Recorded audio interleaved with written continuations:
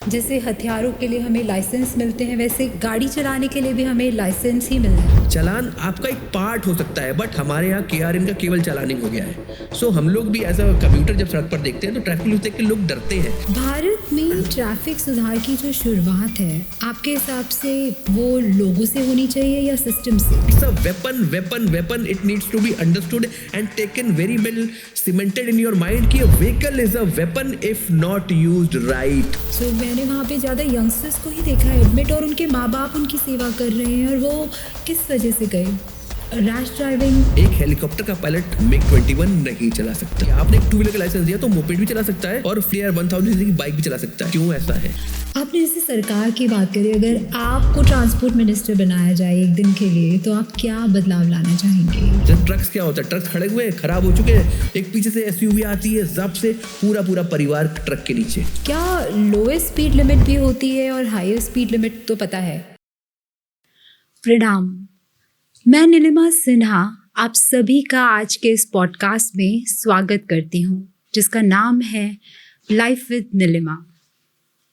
ये पॉडकास्ट आप सभी को देखना बहुत बहुत ज़रूरी है, क्योंकि आप सभी कभी ना कभी सड़क पर या रोज़ सड़क पर उतरते हैं, कितने ही सपने लेकर, और एक छोटी सी लापरवाही किस तरीके से आपके उन सपनों को तोड़ देती है। आज के जो हमारे मेहमान हैं वो ट्रैफिक गुरु के नाम से बहुत ही माने जाते हैं हमारे भारत देश में, जिनका नाम है शैलेश सिन्हा।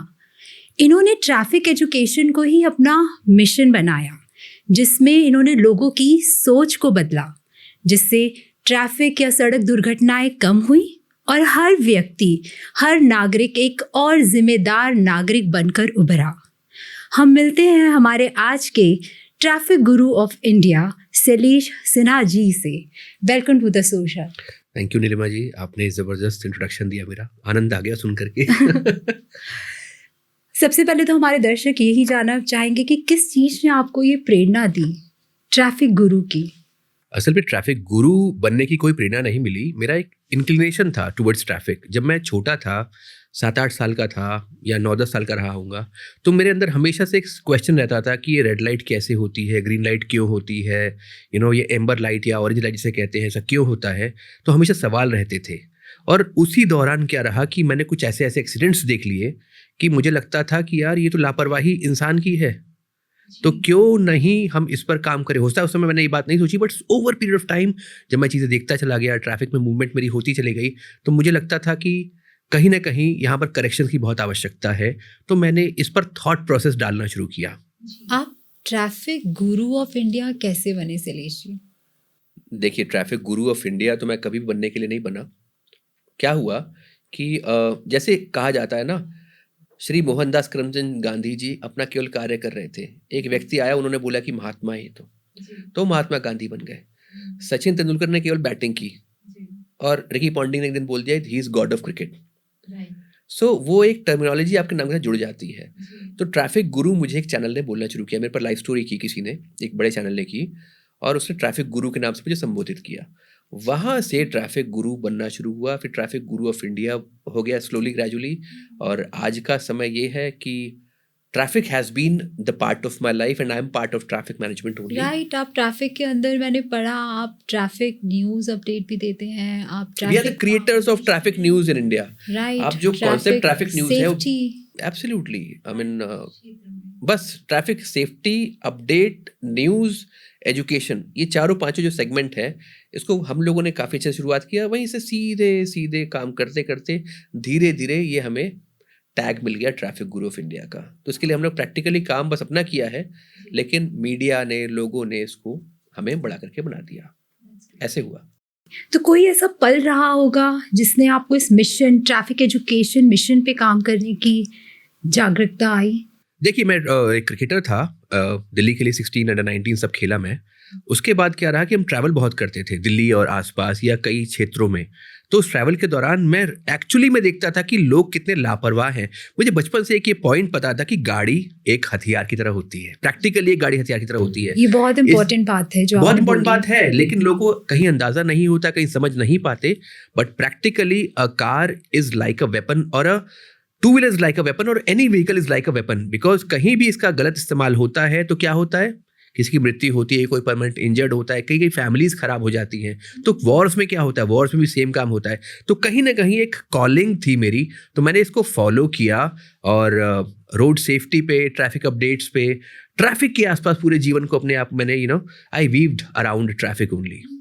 जैसे हथियारों के लिए हमें लाइसेंस मिलते हैं, वैसे गाड़ी चलाने के लिए भी हमें लाइसेंस ही मिलना है। ये समझना बहुत ज़रूरी है। ये बहुत अच्छा पॉइंट आपने बोला नीलिमा, कि प्रैक्टिकली जैसे हमें बचपन से बताया जाता है कि गन या कोई पिस्टल या कोई भी वेपन, उसके लिए क्या चाहिए होता है, उसको रखने के लिए भी लाइसेंस चाहिए होता है। What does that mean? That simply means वो एक खतरनाक चीज़ है और उसको रखने के लिए आपके पास प्रॉपर बोध होना चाहिए, प्रॉपर आपकी मेंटल लेवल एक बैलेंस जोन में होना चाहिए। सेम वे जब हम गाड़ी चलाने सड़क पर निकलते हैं तो क्या होता है, आपके पास एक लाइसेंस होना चाहिए। क्यों होना चाहिए? Reason being very simple and straight, कि वो भी एक प्रकार का हथियार ही है। हमारे देश में ऑन एवरेज लगभग 2 लाख लोग सड़क दुर्घटनाओं में मरते हैं हर साल। अगर मेरा और आपका पॉडकास्ट चला ना 1 घंटा 1.5 घंटा, तब तक भारत देश में सड़क के ऊपर 25 से 30 लोग मृत्यु को प्राप्त हो चुके होंगे।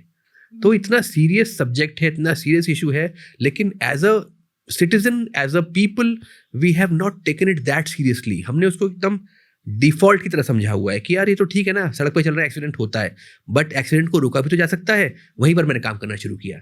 मैंने आपके बारे में पढ़ा, आप एक द ट्रैफिक पीपल नाम का फाउंडेशन भी चलाते हैं, जिसके अंदर आप लोगों को रोड एजुकेशन और ट्रैफिक न्यूज़ अपडेट, इन सभी के आप फाउंडर भी रह चुके हैं। इस पे आप थोड़ी लाइट डालना चाहेंगे? देखिए, मैंने बोला ना मेरा इंक्लिनेशन ट्रैफिक पर शुरू से था।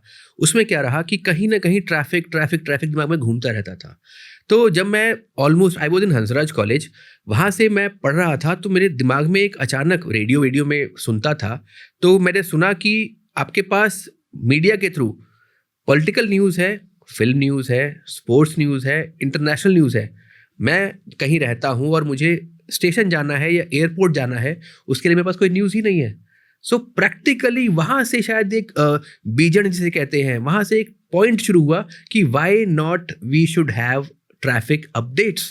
राइट। और इस चीज़ ने मुझे भी बहुत हेल्प किया। जब भी मैं जाती थी और ट्रैफिक अपडेट सुनती थी तो मैं रूट अपना बदल सकती थी और ऑन टाइम पहुंच जाती थी जगहों पे। देखिए, देश में हर व्यक्ति ने कहीं ना कहीं हमारे पॉइंट को यूज़ किया है, हमारे इनपुट्स को यूज़ किया है, बिकॉज हम लोग देश के सारे मेट्रो सिटीज़ में ट्रैफिक अपडेट्स प्रोवाइड करने वाले पहले व्यक्ति हैं। We created the concept in an organized format, जहाँ पर हम लोग वॉलंटियर्स बनाते थे, मार्शल्स बनाते थे, ट्रैफिक पुलिस को साथ इनकॉर्पोरेशन करते थे, रेडियो स्टेशन, टेलीविज़न, इंटरनेट और जितने सारे प्लेटफॉर्म्स हैं, हमने सब प्लेटफॉर्म्स को यूज़ किया ट्रैफिक अपडेट्स पहुँचाने के लिए। सो वहाँ से सारी दुनिया हमारी शुरू हुई और वो ट्रैफिक अपडेट धीरे धीरे बढ़ते बढ़ते रोड सेफ्टी और एक्सीडेंट प्रिवेंशन के ऊपर हमने काम करना बहुत अब तो 20 साल से ऊपर हो चुके हैं इसको काम करते हुए। भारत में ट्रैफिक सुधार की जो शुरुआत है, आपके हिसाब से वो लोगों से होनी चाहिए या सिस्टम से? आपको क्या लगता है? कोई भी चीज, क्रिकेट मैच होता है, एक विनिंग एक ओपोनेंट टीम होती है, उसके लिए ये ओपोनेंट टीम होती है प्रैक्टिकली, लेकिन मिलके तो खेलते हैं ना दोनों के दोनों। तो प्रैक्टिकली क्या होता है कि आप सिस्टम भी इंपॉर्टेंट है और लोग भी इंपॉर्टेंट है। सिस्टम इसलिए इंपॉर्टेंट है कि आपको एनफोर्समेंट लेकर के आना है, और लोग इसलिए इंपॉर्टेंट है क्योंकि वो उसका पार्ट है, they are students of the subject. तो आपको एज एनफोर्सर और लोगों को एज अ स्टूडेंट, इसका एक एमालगमेशन, एक प्रॉपर आप जिसे कह सकते हैं एक एसोसिएशन से ही आप रोड सेफ्टी पे, ट्रैफिक डिसिप्लिन पे और पूरे देश की जो प्रगति है उस पर काम कर सकते हैं। तो सिस्टम भी इंपॉर्टेंट है और लोग भी इंपॉर्टेंट है। बट हाँ, सिस्टम का जो पार्ट है वो ये है कि system should not be just जैसे हम सड़क पे आजकल देखते हैं कि ट्रैफिक पुलिस जो है, इनके पास लॉज हैं, इनके पास बाय लॉज हैं, इनके पास सारी चीज़ें हैं, सारे एक्ट्स एंड इंटैक्ट है in their system, in their minds, right. But practically what they are doing, वो लोग ये नहीं कर रहे हैं कि आपको प्रॉपर प्योर मैनेजमेंट पे जाए। वो लोग मोस्ट ऑफ द केसेस में क्या देखते हैं, आप जितने भी कांस्टेबल्स देखते हैं, जितने भी सिपाही देखते हैं, उनके हाथ में कैमरा ऑन रहता है। राइट। आप प्रैक्टिकली सड़क पर टीचर हैं, आपका मतलब कि उनका जो कोर काम रह गया है वो चालान काटना। एब्सोल्युटली। आप क्या देखते हैं? चालान काटना ही तो उनका मेन कार्य दिखाई देता है। जहाँ ट्रैफिक जैम होता है, हाँ, वो मैनेजमेंट के लिए पहुंचते हैं, दैट उसको डिस्पर्स करना, मैनेज करना प्रॉपर तरीके से। But end of the day 5 जनों का ग्रुप, 6 जनों का ग्रुप क्या करता है? ग्रुप बना करके कैमरे से फोटो खींच रहे हैं। कैमरे से ही अगर आपको फोटो खींचनी है तो आपने सीसीटीवीज क्यों लगाए हुए हैं? आपने स्पीड गेटवेज क्यों लगाए हुए हैं? आपने रेड लाइट पर कैमरे इतने सारे क्यों लगाए हुए हैं? जब आपने कैमरे को इतना फ्रेंडली बना दिया है चालान काटने के लिए, देन व्हाई सिपाही सड़क के ऊपर आके फोटो खींच रहा है? प्रैक्टिकली ये मुझे लगता है कि यहां पर अगर वो सिस्टम से, वो थॉट से अपना पैटर्न चेंज कर दें कि मेरा काम फोटो खींचने का नहीं है, मेरा काम ट्रैफिक सुधारने का है। मैं अगर खड़ा रहूंगा, मुझे देख के कि शायद हेलमेट पहन ले, तो शायद देख के हेलमेट पहन ले या सीट बेल्ट लगा ले। आप ये काम कीजिए ना, आप डरा क्यों रहे हैं? राइट। प्रैक्टिकली आपका काम टीचर का है। टीचर का काम क्या होता है? टीचर का काम होता है पहले पढ़ाना है आपको, पढ़ाने के बाद फिर आपकी गलती निकालनी है। आप पढ़ा ही नहीं रहे, आप केवल गलती निकालने में लगे हुए हैं। तो पॉइंट यहां पर ये है कि सिस्टम का जो ये वाला रोल है, ये बहुत मेजर रोल प्ले करने वाला है आने वाले समय में। बिकॉज हर आदमी डर के देखता है उनको, आप रिस्पेक्ट से नहीं देख पाते उनको। बिकॉज बचपन में जब मैं देखता था, पेड़ों के पीछे खड़े होते थे। दिल्ली का बता रहा हूं आपको मैं, मतलब पेड़ों के पीछे खड़े हुए, 4 खड़े हुए, जैसी लाल बत्ती से हरी होती है या हरी से लाल होती है, सामने आके खड़े हो जाते हैं उसके। क्योंकि शायद उनका टारगेट ओरिएंटेड जॉब दिया, उनका केआरए बदलने की जरूरत है। KRA, exactly. आप एचआर से हैं शायद। तो केआरए की रिजल्ट एरिया जो है वो प्रैक्टिकली आपका है एनफोर्समेंट, मैनेजमेंट। चालान काटना should not be your KRA. Absolutely, enforcement is education. So enforcement और education, they are same level things. आपका काम एनफोर्समेंट का है, एजुकेशन का है। चालान आपका एक पार्ट हो सकता है, बट हमारे यहाँ केआरएन का केवल चालानिंग हो गया है। सो हम लोग भी एज अ कम्यूटर जब सड़क पर देखते हैं तो ट्रैफिक पुलिस देख के लोग डरते हैं। They should not be afraid of these people. They are there to help you. They are there to help you. So we should be respecting and they should be respecting us. So it has to go reciprocal, which is practically not happening. ये सबसे बड़ी समस्या है। तो system बहुत ज्यादा important role play करता है। सिस्टम ने रूल्स एंड रेगुलेशन भी बनाए हैं।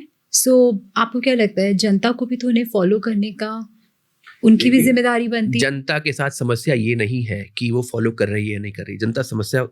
जनता फॉलो करती है, बट प्रैक्टिकली आपको कहीं ना कहीं इनकलकेशन नहीं किया गया है कि traffic is so important part of your life. आपको बचपन में बता देते हैं कि आपको अगर चक्कू आपके सामने है तो उसको यूज नहीं करना है, ऐसे you can not play with it, right. और आपके पास कुछ सिस्टम्स है घर के अंदर जो आपको स्कूल में समझाए जाते हैं कि आपके पास ब्लैक शू है तो सॉक्स कैसी होनी चाहिए, पैंट ये है तो शर्ट कैसी होनी चाहिए, आपने ब्लेजर पहना तो आपका पॉकेट स्क्वायर कहाँ पर होना चाहिए, पेन कहाँ पर लगना चाहिए, घड़ी कहाँ पहननी चाहिए। आपको हर चीज़ तो पढ़ाई जा रही है, बट प्रैक्टिकली जो सबसे खतरनाक चीज़ है विच इज़ ड्राइविंग, हमारे सिस्टम में है ही नहीं। वो हमारे सिस्टम में traffic education, road driving, car driving, scooter driving सब हिट एंड ट्रायल से सीख रहे हैं। 99.99% लोग हैं जो केवल चाबी घुमाई लेके सड़क पर निकल गए, और वो केवल गाड़ी लेके नहीं निकलते, वो एक जीवन को लेके निकलते हैं, क्योंकि उसकी गलती उसको भी ले जाती है और किसी और के लिए भी खतरा है वो। सो ये समझना बहुत जरूरी है सिस्टम को, समाज को, और practically the whole of administration. जैसे मैं सरकार को ही बोलूंगा कि आप लाइए ट्रैफिक एजुकेशन को सिस्टम में लेकर के आइए। हर व्यक्ति को सड़क पर उतरना है। हर व्यक्ति जिस दिन वो जन्म भी लेता है ना, तो हॉस्पिटल से घर कैसे जाता है? सड़क से ही जाता है। जब उसको बोध भी नहीं है तब भी वो सड़क पर है, लेकिन उसको ये नहीं पता कि जब मैं 15 साल का हूँ, 16 साल का हूँ, 18 साल का हूँ, मुझे गाड़ी कैसे चलानी है, मुझे लाल बत्ती पर रुकना है तो कहाँ रुकना है, मेरा रिएक्शन टाइम कितना होना चाहिए, मेरी गाड़ी की स्पीड कितनी होनी चाहिए, what is fast lane, what is normal lane, मतलब कुछ पता ही नहीं किसी को। सब चलते चले जा रहे हैं, इसलिए 2 लाख लोग हमारे देश में, नीलिमा जी, हर साल लगभग 2 लाख लोग सड़क दुर्घटनाओं में मरते हैं। 2 लाख, और 2 लाख केवल एक व्यक्ति नहीं होता है, 2 लाख के साथ परिवार होते हैं। 2 लाख किसी का माँ होता है, किसी की बाप होता है, किसी का भाई होता है, किसी का बेटा होता है। सोचिए, ऐसे पता नहीं लोग देखते क्यों नहीं है। मैं तो समझ के एकदम सब कुछ, I was working with the top media house, I left that. क्यों? क्योंकि मुझे लगा ये ज्यादा बड़ा सब्जेक्ट है जीवन में। आप एक व्यक्ति जिसने 15-18 साल पढ़ाई की, ग्रेजुएशन की, MBA किया या इंजीनियरिंग की, उसके बाद सड़क पर एक दिन निकलता है, कोई गाड़ी मार के चली जाती है उसको। सारे सपने, माँ बाप का पूरा जो जोन था उसको लेकर के एक दिन में वैनिश हो जाता है। आप सही कह रहे हैं। मैं एक बार ट्रॉमा सेंटर गई थी, सो मैंने वहाँ पे ज़्यादा यंगस्टर्स को ही देखा एडमिट, और उनके माँ बाप उनकी सेवा कर रहे हैं। और वो किस वजह से गए? रैश ड्राइविंग, वो इतनी जल्दी गाड़ी चला रहे हैं, and it was so sad to know. आप जाइए किसी भी स्पाइन हॉस्पिटल जाइए, किसी भी आप ट्रॉमा सेंटर जाइए, you would be very disappointed to see क्या यार इस बच्चे की क्या गलती थी। इतना सुंदर बालक होता है, उसका पता है, उसके जब रिपोर्ट पढ़ते पता चलता है कि he can not get up from bed ever in life. 18 साल का लड़का जिस अगले 20 साल 30 साल जब तक जीवित है वो बिस्तर से ही नहीं खड़ा हो सकता। कहाँ पर गलती है? ये माँ बाप की गलती तो नहीं है, कहीं ना कहीं हमारे एजुकेशन सिस्टम की गलती है, आपको बताया ही नहीं गया है। हाँ, कई बार दुर्घटनाएं हो जाती है, लोग बोलते हैं भाग्य है, भाग्य है, बट सड़क पर आप हर बार भाग्य को लेकर तो नहीं चल सकते ना। आपको बेसिक, आपके सामने चक्कू चल रहा है, आप घुस गए उसके अंदर, ये भाग्य नहीं है, ये बेवकूफ़ी है। ये यंगस्टर्स को न जाने क्यों लगता है कि रैश ड्राइविंग या तेज चलाना इतना कूल है। असल में यंगस्टर्स की बात नहीं, मैं सोसाइटी साइकोलॉजी समझाता हूँ आपको। एक नॉर्मल लोअर क्लास व्यक्ति के पास थोड़ा पैसा आता है तो नए नए कपड़े खरीदता है, ठीक है। थोड़े बड़े वाले के पास और पैसा तो बड़ी गाड़ी खरीदता है, उससे बड़े वाले के पास तो बड़े बड़े घर खरीदता है। तो हमारी सोसाइटी की साइकोलॉजी क्या है? We are in the zone to prove. हम सब प्रूव करने में लगे हुए हैं कि मैं बेस्ट हूँ भाई, मैं यहाँ नहीं हूँ, मैं यहाँ हूँ, तो मुझे यहाँ मत देख, मैं तो यहाँ पे हूँ। उसी जोन का पार्ट होता है जब वो स्कूटर या कार लेकर निकलता है, क्योंकि साइकिल से उसका promotion two wheeler motorised machine पे हुआ है, तो वो प्रूव करने में लग जाता है कि यार आई एम बेस्ट।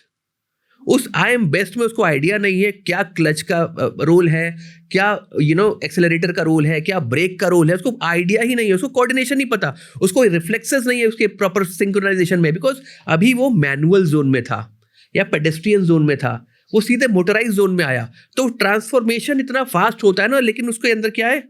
सोसाइटी का जो साइकी है, मुझे प्रूव करना है that I am the best. आप क्या इनको एडवाइस देना चाहेंगे यंगस्टर्स को इस पॉडकास्ट? एडवाइस पॉडकास्ट तो ma'am thank you so much, आपने इतना सीरियस सब्जेक्ट को उठाया इस पॉडकास्ट में।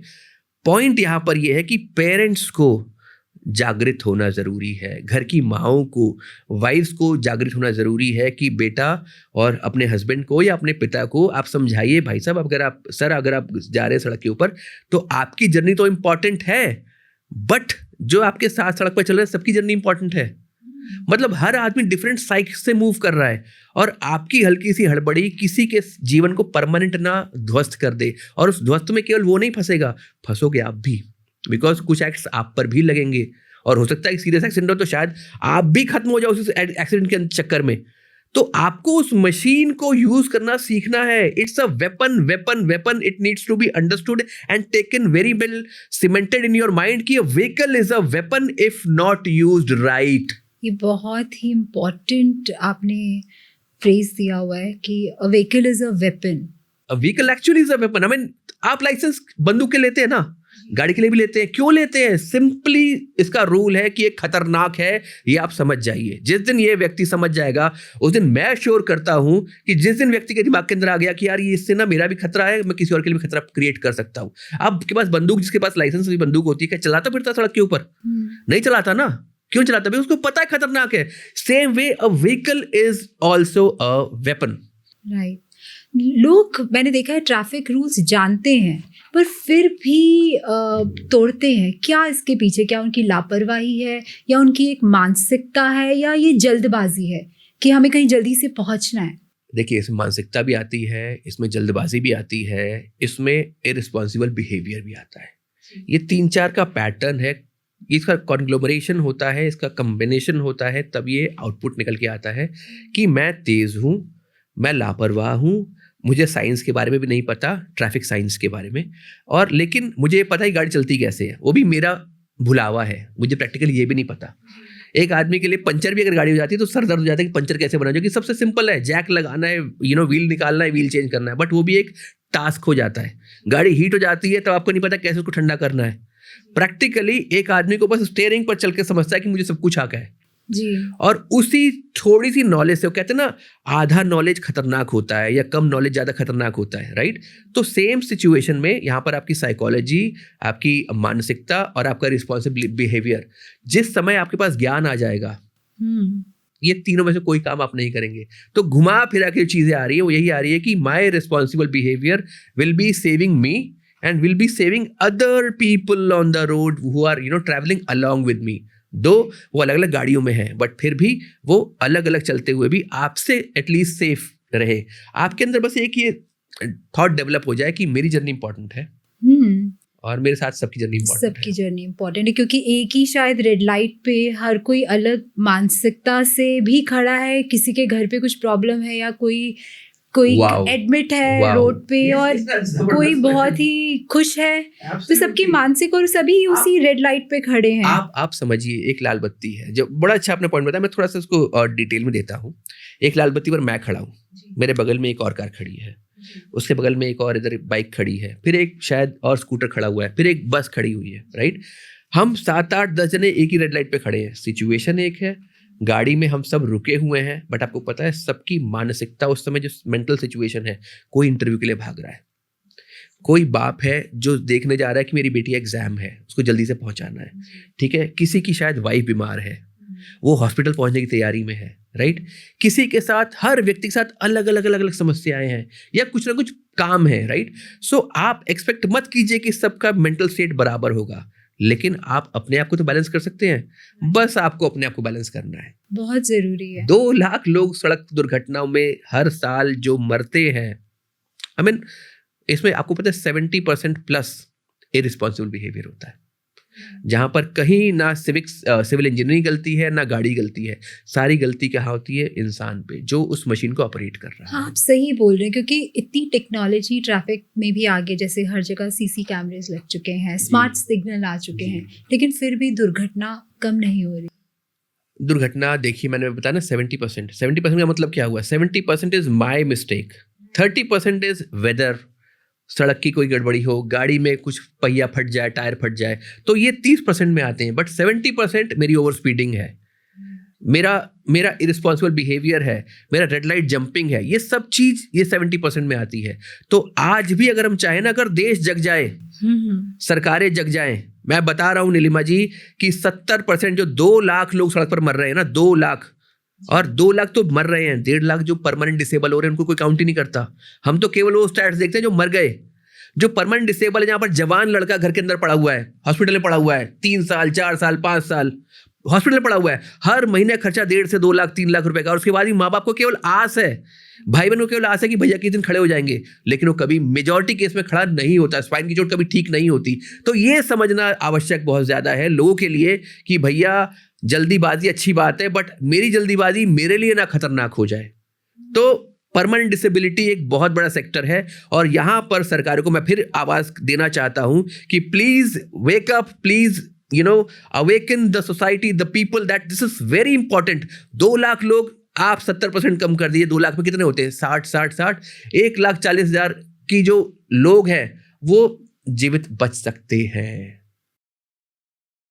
आपने जैसे सरकार की बात करी, अगर आपको ट्रांसपोर्ट मिनिस्टर बनाया जाए एक दिन के लिए, तो आप क्या बदलाव लाना चाहेंगे, या कौन सा सिस्टम चेंज करना है या लाना चाहेंगे? देखिए, लाना सिंपल सा है कि हमें एकदम दृढ़ता से ट्रैफिक एजुकेशन को लेके आना है सिस्टम में। 5 साल 6 साल, देखो 3 साल 4 साल का बच्चा जो है वो ट्राईसाइकिल चलाने लग जाता है जी, ठीक है, उसके लिए मूवमेंट शुरू हो जाती है। तो 8-10 साल 12 साल वही टाइम है, मतलब 8 साल से लेकर 13 साल का टाइम है जब बच्चा सब कुछ सीखता है, सिविक सेंसेस, आसपास की चीजों को समझना शुरू कर देता है। रिश्तेदार को पैर छूना है, पैर छूना कौन सिखाता है?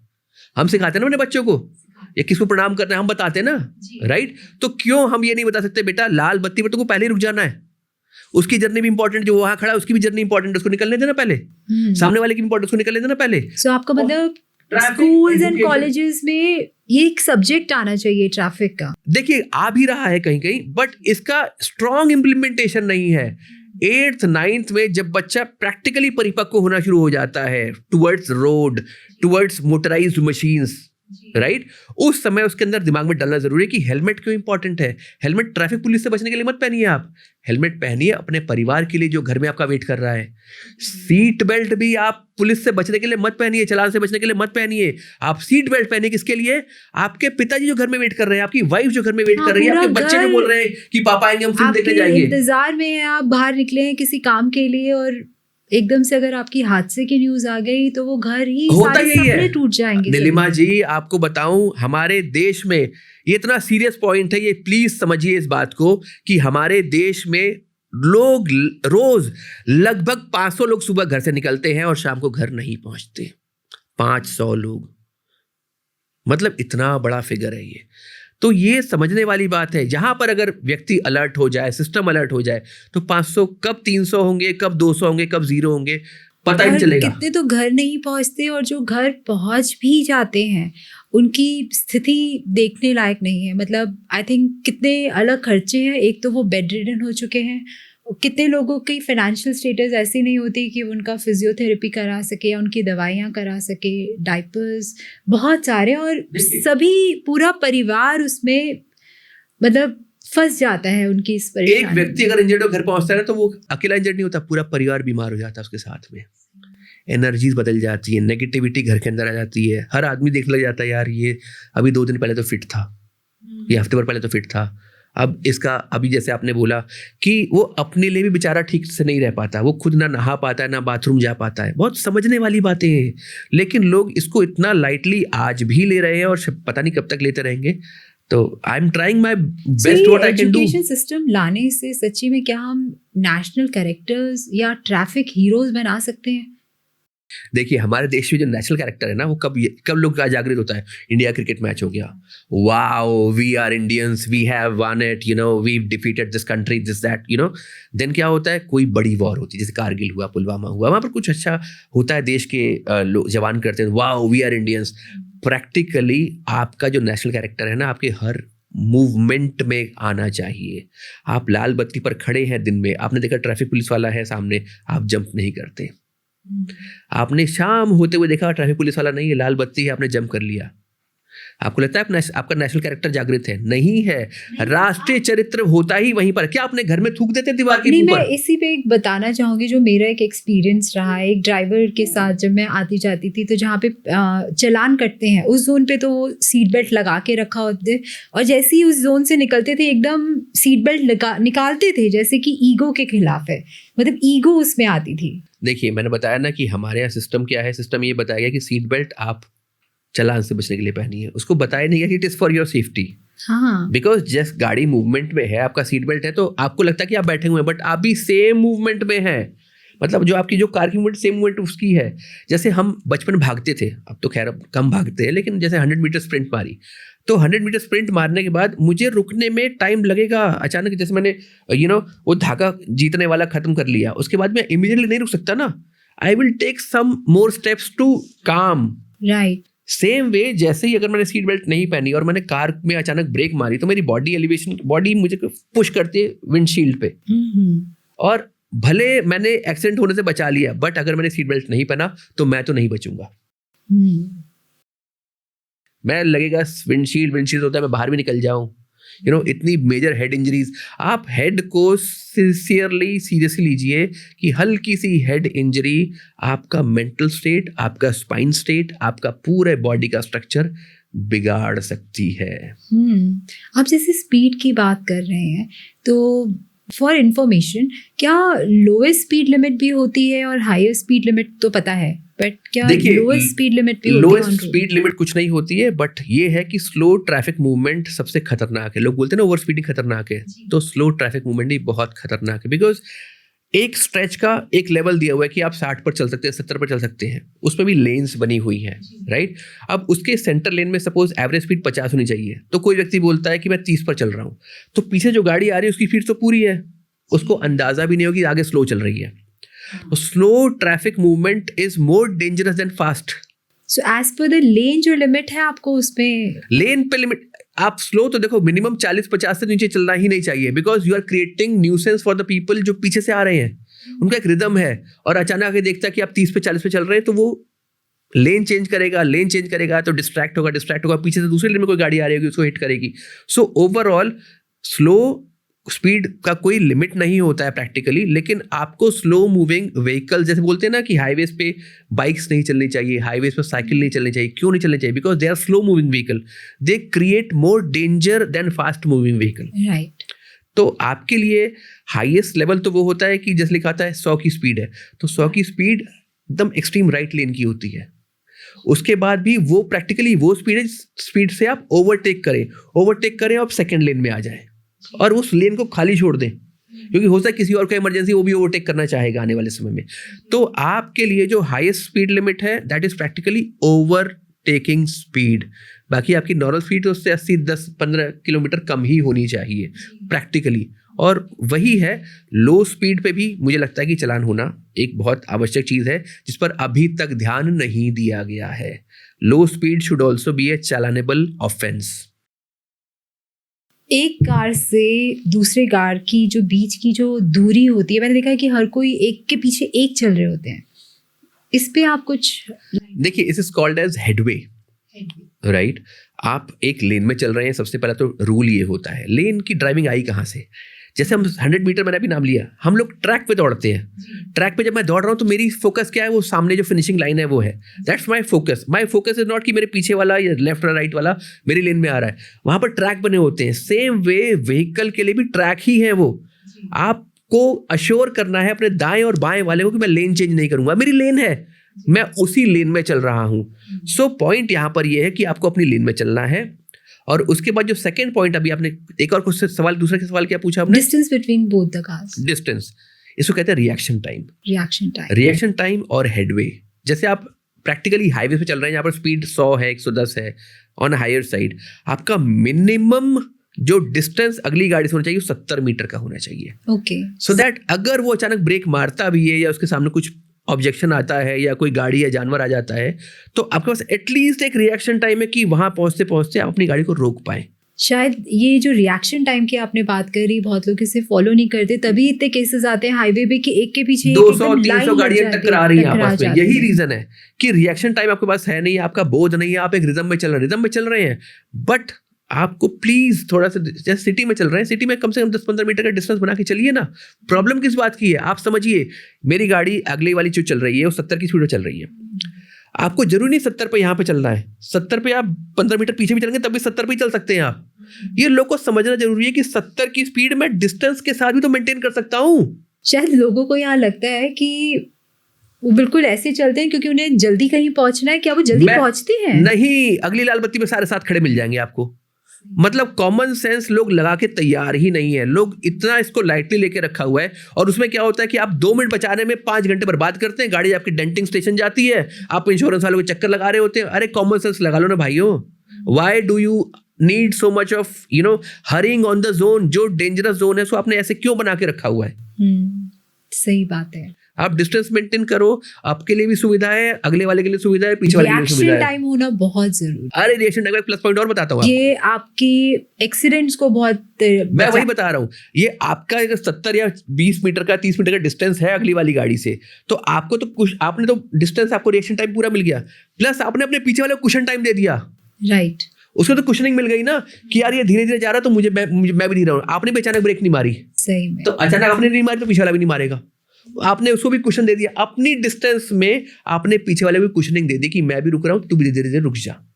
सो ये बेसिक कॉमन सेंस है। Traffic and driving is all common sense, जो कि पता नहीं अनकॉमन इतनी क्यों है। आप क्या इस पे बताएंगे कि ये जो लाइसेंस रूल्स हैं हमारे, इसमें आप कोई बदलाव चाहेंगे या आपको सही लगता है? बहुत ज़बरदस्त, ये भी बड़ा इंपॉर्टेंट क्वेश्चन है। देखिए, यहाँ पर मैं इसको कंपेयर करता हूँ एयरफोर्स से, राइट, या किसी भी एयरफोर्स से, राइट। इसमें क्या होता है कि पायलट, हेलीकॉप्टर वाला भी जो चलाता है उसको भी पायलट कहते हैं। एक जो कैरियर जहाज एयरफोर्स में चलाता है उसको भी पायलट ही कहते हैं।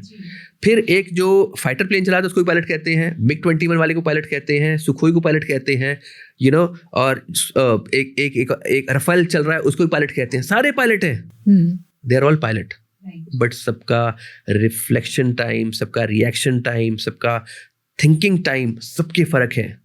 एक हेलीकॉप्टर का पायलट MiG-21 नहीं चला सकता। एक MiG-21 का पायलट हो सकता है कि सुखोई नहीं चला सकता, हो सकता है कि वो राफेल नहीं चला सकता। तो ये समझने वाले पॉइंट्स हैं कि आपने एक LMV का लाइसेंस दिया, आपने एक 2 व्हीलर का लाइसेंस दिया, तो मोपेड भी चला सकता है और 500 या 1000 सीसी की बाइक भी चला सकता है। क्यों ऐसा है? आपके पास हर लेवल का लाइसेंसिंग अलग होना चाहिए। एक 800 सीसी कार का licence should not be practically right for a 5000 CC car, sports car. क्यों? इसका एक्सेलरेशन डिफरेंट है। मैंने लाइसेंस इसके लिए लिया है और मेरे पास अचानक एक स्पोर्ट्स कार आती है, मैं उसमें चलाने बैठ जाता हूँ, मुझे तो आइडिया ही नहीं कि वो 6 सेकंड में 100 टच कर जाती है और ये 1 मिनट में 100 टच करती है या 30 सेकंड में टच करती है। तो मेरे पास प्रॉपर टाइम है समझने का। लेकिन स्पोर्ट्स कार में क्या होता है, क्यों इतने स्पोर्ट्स कार एक्सीडेंट हो रहे हैं आजकल? पुणे जाइए, बैंगलोर जाइए, दिल्ली जाइए, कितने स्पोर्ट्स कार एक्सीडेंट्स हो रहे हैं? क्यों हो रहे हैं? यही रीजन है कि आपके पास जो लाइसेंस है, जो आपने सीखा है, वो एक 800 या 1000 सीसी या 1500 सीसी कार पे सीखा है, और आपके हाथ में इमीडिएटली 4000 सीसी 5000 सीसी की कार आ जाती है, तो आप ना उसका टॉर्क मैनेज कर सकते हैं, ना आप उसका एनएम मैनेज कर सकते हैं, ना आप उसका एक्सेलरेशन मैनेज कर सकते हैं, ना आप उसकी ब्रेकिंग मैनेज कर सकते हैं। आप कर ही नहीं सकते, बिकॉज जिस स्पीड से टेक्नोलॉजी बढ़ रही है ना, human race has not been able to keep pace with that. Human race जो ह्यूमन थॉट है वो उस स्पीड से नहीं बढ़ रहा है प्रैक्टिकली। पहले हम खाना खाते थे 15 मिनट में, क्या हम आज 2 मिनट में खा लेते? नहीं खा सकते। प्रोसेस तो सेम रहेगा ना, आपको तोड़ना है, चबाना है, फिर खाना है। पहले हम 8-8 घंटे सोने को बोलते हैं, क्या आज 2 घंटे में नींद पूरी होती है? नहीं होती। ह्यूमन बीइंग और ह्यूमन रेस हैज लिमिटेशन, ये एक्सेप्ट करना बहुत जरूरी है, जिसकी ट्रेनिंग होनी बहुत जरूरी और अलग से लाइसेंस मिलना बहुत जरूरी। जैसे ट्रक ड्राइवर्स का अलग है, LMV, HMV, वैसे स्पोर्ट्स कार और नॉर्मल व्हीकल्स का, हाँ, मोपेड का अलग होना चाहिए। 100 सीसी चलो मोपेड एक में मान लिया, लेकिन जहां वो 250 सीसी से प्लस जा रही है बाइक, 2 व्हीलर, उसका लाइसेंसिंग अलग होना चाहिए। 250 plus CC licensing should be different, and car का 1500 CC plus licensing should be different. तभी आप सेफ देख सकते हैं देश को। Right. So as per you, आपको क्या लगता है कि women drivers are the safe drivers और best drivers? They are the safest. मतलब what I have experienced in my family and I've seen my friends also, they are the safest. Reason being, जो महिला होती है, they are the best managers. Right वो घर भी संभाल रही हैं, बच्चे को संभाल रही हैं, जब घर की बेटी होती हैं अपनी पढ़ाई भी संभाल रही होती है, अपने माँ बाप को भी संभाल रही होती हैं, और बहुत सारी चीज़ों में उनका मैनेजमेंट इतना परिपक्व होता है। तो जिस महिला, जिस व्यक्ति के हाथ में इतनी मैनेजमेंट स्किल्स इतनी अच्छी हैं, तो जब उसके हाथ में मशीन होगी, क्या वो अच्छे से नहीं मैनेज करेगी? प्रैक्टिकली अच्छे से मैनेज करेगी ना। तो मैं मानता हूँ जितनी सिंसियर, जितनी डेडिकेटेड, जितनी कॉन्शियस महिला ड्राइवर होती है, असल में वो चल रही बेचारी उस स्पीड पे जो स्पीड नॉर्म्स है। और एक हमारे यहाँ जो अग्रेसिव समाज है वो कहता है धीरे क्यों चल रही है सड़क के ऊपर, प्रैक्टिकली वो सही चल रही है, आप गलत चल रहे हो, तो आपने क्या उंगली उठानी है? आपने उंगली उठानी है। और हमारे देश में सिंपल सा रूल है, we are the best advocate for ourselves and the best जज ऑफ समबडी एल्स। तो हम जजमेंट पे आ जाते हैं, ये गलत चला रहा है भाई, ये देखिए इसने गलत कर दिया। अरे आपको केवल अपने आप पे, मैंने पहले ही बोला, आपको केवल अपने आप पे फोकस करना है। अगर महिला धीरे चला रही है या एवरेज स्पीड पे चला रही है तो let her do that, because for her safety is important. उनके लिए सेफ्टी इंपॉर्टेंट है, आपकी भी और अपने आप की भी। और आपने महिलाओं को इतना कॉन्शियस कर दिया है तो बेचारी कई बार कहता है कॉन्फिडेंट होकर के भी अंडर कॉन्फिडेंट चलती है वो। हाँ, so, सारी महिलाओं से मेरा ये वो पॉइंट है कि you are the best drivers and I am telling you, you can be the best teachers also in driving. Teach people that what is lane driving, what is speed driving, what is discipline on the road. और आप practically you are the best because you are the most empowered human for human race. Right. और इस पे मैं भी एक point add करना चाहूँगी कि आई थिंक लड़कों को हमेशा गाड़ी पहले मिल जाती है लड़कियों के कंपेरेटिव, तो उनका जो एक्सपीरियंस पार्ट है ना, दैट इज लेस है ना लड़कियों का। कॉन्फिडेंस की बात जो है ना धीरे धीरे आती है, बढ़ रही है। तो I think everyone should support her. अगर कहीं गलती हो रही है तो आप बताइए, they are ready to accept. Support तो करते ही हैं, परिवार वाले सपोर्ट कर रहे हैं तो गाड़ी चला रही है महिला जी। सड़क पर लोग सपोर्ट नहीं करते हैं, समस्या ये है। मतलब दूसरे जो महिलाएं चल रही हैं उनको सपोर्ट नहीं मिलता, प्रैक्टिकली मैंने देखा नहीं मिल रहा है। उनको बोलते हैं देख राइट का इंडिकेटर दे रही है तो लेफ्ट मोड़ देगी। क्या नॉनसेंस वाली बातें करते हैं, राइट का इंडिकेटर दे रही है लेफ्ट टर्न ले लेगी। क्यों ले लेगी भाई? वो बेवकूफ थोड़ी है, गाड़ी चला रही है वो। She knows the mechanism. बहुत आती है ये नॉनसेंस की तरह लोग बात करते हैं, देख भाई राइट का वो लेती है और देख लेफ्ट टर्न ले लेगी, महिला चला रही होगी। अरे क्या, व्हाट इज दिस नॉनसेंस यार? Start respecting people on the road, start respecting women on the road. आपकी माँ भी वुमन ही है। और अगर उन्हें रूल्स इतने पता है तो इट विल बी ग्रेट कि आप उन्हें एजुकेट करिए जहाँ पे नहीं पता। जैसे असल में हमारे समाज में किसी को पता ही नहीं ना। हाँ सही बात है। हम तो हिट एंड ट्रायल पे गाड़ी कैसे सीख रहे हैं? Hit and trial. चाबी मिली, सेल फोन किया, गाड़ी लेके निकल गए, पता नहीं ब्रेक कब लगानी है, क्लच कब दबाना है, गियर कैसे बदलना है। Hit and trial, hit and trial, ये चलने की तरह नहीं है। ये प्रैक्टिकली मैनेजिंग अ मोटराइज्ड मशीन, ये वो है। आपने बहुत केसेस देखे होंगे अपनी लाइफ में, तो कोई ऐसा केस जिसकी वजह से आपको लगता है कि बहुत बड़ी सड़क दुर्घटना हो जाती है? देखिए, सबसे पहले मैं बोलूँगा कि हमारे देश में, यहाँ सिविल इंजीनियरिंग को मैं बोलता हूँ पॉइंट पे, एक तो ब्लाइंड स्पॉट्स पे करेक्शन बहुत ज़रूरी है। ब्लाइंड स्पॉट्स क्या होते हैं? 2-3 प्रकार के ब्लाइंड स्पॉट्स होते हैं। या तो टर्न्स वैसे होते हैं, या जो गाड़ियाँ होती हैं हमें एज अ ह्यूमन अंदाज़ा नहीं होता है कि, जैसे सपोज मैं एग्जांपल दे रहा हूँ, ये गाड़ी चल रही है, इसके पीछे से एक व्यक्ति सड़क पार करने जा रहा है, ठीक है, उसको नहीं पता कि इधर से भी गाड़ी आ रही है जी। तो इस कार के लिए ये ब्लाइंड स्पॉट पे है, इसके लिए ये कार ब्लाइंड, बिकॉज ये बीच में एक वॉल आ गई है, तो ये क्रॉस किया और इसने हिट किया। हाँ, गलती ब्लाइंड स्पॉट की है यहाँ पे। और ब्लाइंड स्पॉट की गलती क्यों है? क्योंकि हमें बताया नहीं गया कि ऐसी सिचुएशन सड़क पर अक्सर क्रिएट हो सकती है, अलर्ट आपको रहना है, राइट। दूसरा सबसे इंपॉर्टेंट पार्ट है स्पीड ब्रेकर्स। स्पीड ब्रेकर जो आप सड़क के ऊपर लगा रहे हैं, सिटी रोड्स पे रहता है मोस्ट ऑफ द केसेस में, और उस स्पीड ब्रेकर का एक प्रॉपर नेमिंग होना चाहिए, एक इन्फॉर्मेशन होनी चाहिए 15-20 मीटर पहले से कि आगे स्पीड ब्रेकर है, गाड़ी ध्यान से चलाइए। नहीं तो क्या होता है, रात के समय में, आप एग्जाम्पल समझिए कि एक परिवार है, कार नहीं है उसके पास में, 2 व्हीलर है, शादी से वापस आ रहा है, पति चला रहा है, पत्नी बैठी हुई है पीछे, आगे बच्चे ने बच्चा भी एक है, छोटा बच्चा गाड़ी के ऊपर, वो अपनी एक नॉर्मल स्पीड पे 50 की स्पीड पे भी आ रहा है, स्पीड ब्रेकर कोई नामो निशान उसको नहीं पता कि होने वाला है, पे कोई हाइलाइटर नहीं है, कोई निशान नहीं है वहां पे, आपको आइडिया नहीं कि स्पीड ब्रेकर हो सकता है, रात का समय है, स्ट्रीट लाइट प्रॉपर नहीं है, वो क्या करेगा? आप ये स्पीड ब्रेकर आया, वो बेचारा आया अपनी स्पीड पे 50 की स्पीड पे, वो ऐसे टेक ऑफ करता है वहां से, और उसका लैंडिंग होता है, landing is disasters for the family, झटका लगता है, आप समझिए ना, डिसबैलेंस, स्पाइन, डेथ, कुछ भी नहीं, मान लो गिर भी गया, पीछे से एक और गाड़ी तेजी से आ रही है, कुछ आगे चली गई ना। जो स्पीड ब्रेकर शायद बनाए हैं to slow down the speed, लेकिन अगर उस पे हाइलाइटर एब्रप्ट नहीं बनने चाहिए, कैसे देखेंगे? हाँ, हाइलाइटर एक्चुअली में आपके पास एक, उसके लिए कम्युनिकेशन होना चाहिए। कम्युनिकेशन पार्ट में कई जगह, जैसे मैं रहता हूँ इंदिरापुरम जी, इंदिरापुरम से जैसे मैं नोएडा की तरफ आता हूँ, तो CISF के पास 2 स्पीड ब्रेकर लगा दिए जी। अब स्पीड ब्रेकर इतने बड़े बड़े हैं वो कि कोई भी गाड़ी, और उस पर एक भी निशान नहीं है। आज के दिन आप चेक करके आइए, वहां एक भी निशान नहीं है। okay. और आप देखते जाइए, रात के समय अगर आप वहां कैमरा लेकर खड़े जाओगे ना, निश्चित तौर पे कम से कम 20, 25, 50 गाड़ियां टेक ऑफ करके लैंड करेंगी, कार, और हो सकता है कोई 2 व्हीलर गिरे भी वहां पे। सो ये एक पॉइंट मैं इसलिए बता पा रहा हूँ कि मेरे सामने हो रहा है रोज ये, और ये पूरे देश में हर जगह ऐसे कहीं ना कहीं सिचुएशन बनती ही रहती है। तो स्पीड ब्रेकर और ब्लाइंड स्पॉट्स, इस पे सरकारों को काम करना बहुत ज़रूरी है, और सरकार को इन्फॉर्म करना भी बहुत ज़रूरी है। अगर आप कहीं देख रहे हैं लूप होल्स, जैसे मैंने सुना है कि आप करते हैं, आप मुझसे डिस्कस कर रहे थे कि जहाँ कहीं कोई ब्लाइंड स्पॉट है, यहाँ कहीं कुछ गड़बड़ है या बहुत डीप गड्ढा है, आप इमिडिएटली अथॉरिटी को इन्फॉर्म करते हैं यहाँ पे ये प्रॉब्लम है। यही तो हम लोग की रिस्पॉन्सिबिलिटी है, ये मेरी केवल नहीं, हर व्यक्ति की होनी चाहिए। इग्नोर कर देते हैं, मेरा काम निकल गया, ठीक है, गटर का ढक्कन खुला हुआ है, अब आपने गाड़ी नेगोशिएट करके निकाल दी, वही गटर का ढक्कन अगर खुला रह गया रात के समय, सोचिए एक 2 व्हीलर वाला आ रहा है, उसके लिए तो डेड स्पॉट हो गया ना। तो why can't as a civic guy, as a sincere national characterized human citizen, आप ये सब काम क्यों नहीं कर सकते? आप केवल ये मत सोचिए कि मेरा काम तो निकल गया ना यार, दूसरा देखेगा दूसरे के लिए। आपको जागृत होना पड़ेगा। अगर आपको लगता है 2 लाख, क्योंकि वो जो 2 लाख सड़क पर मर रहे हैं ना, वो हम में से ही कोई ना कोई है, और कोई बड़ी बात नहीं अगला नंबर किसका है जरूर नंबर, किसी न किसी का तो होगा।